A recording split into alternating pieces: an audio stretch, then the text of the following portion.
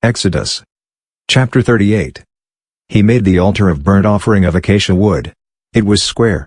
Its length was 5 cubits, its width was 5 cubits, and its height was 3 cubits. He made its horns on its 4 corners. Its horns were of one piece with it, and he overlaid it with bronze. He made all the vessels of the altar, the pots, the shovels, the basins, the forks, and the fire pans. He made all its vessels of bronze. He made for the altar a grating of a network of bronze, under the ledge around it beneath, reaching halfway up. He cast 4 rings for the 4 corners of bronze grating, to be places for the poles. He made the poles of acacia wood, and overlaid them with bronze. He put the poles into the rings on the sides of the altar, with which to carry it. He made it hollow with planks. He made the basin of bronze, and its base of bronze, out of the mirrors of the ministering women who ministered at the door of the tent of meeting. He made the court, for the south side southward. The hangings of the court were of fine twined linen, 100 cubits. Their pillars were 20, and their sockets 20, of bronze. The hooks of the pillars and their fillets were of silver. For the north side 100 cubits, their pillars 20, and their sockets 20, of bronze. The hooks of the pillars, and their fillets, of silver. For the west side were hangings of 50 cubits, their pillars 10, and their sockets 10, the hooks of the pillars, and their fillets, of silver. For the east side eastward 50 cubits. The hangings for the one side were 15 cubits, their pillars 3, and their sockets 3. And so for the other side, on this hand and that hand by the gate of the court were hangings of 15 cubits, their pillars 3, and their sockets 3. All the hangings around the court were of fine twined linen. The sockets for the pillars were of bronze. The hooks of the pillars and their fillets were of silver.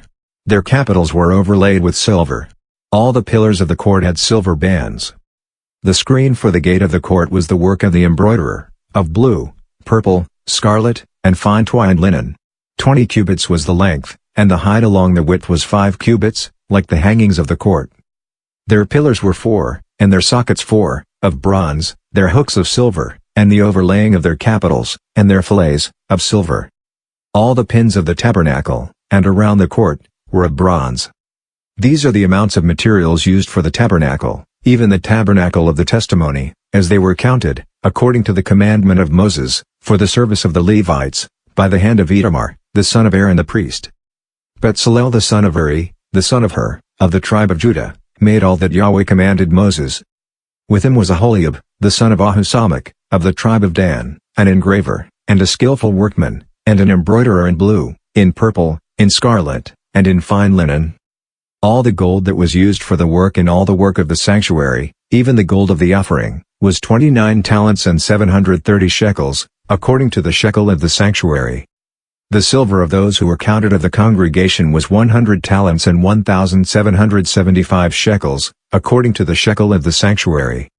A bekah a head, that is, half a shekel, according to the shekel of the sanctuary, for everyone who passed over to those who were counted, from 20 years old and upward, for 603,550 men. The 100 talents of silver were for casting the sockets of the sanctuary and the sockets of the veil, 100 sockets for the 100 talents, 1 talent per socket. From the 1,775 shekels he made hooks for the pillars, overlaid their capitals, and made fillets for them. The bronze of the offering was 70 talents and 2,400 shekels. With this he made the sockets to the door of the tent of meeting, the bronze altar, the bronze grating for it, all the vessels of the altar. The sockets around the court, the sockets of the gate of the court, all the pins of the tabernacle, and all the pins around the court.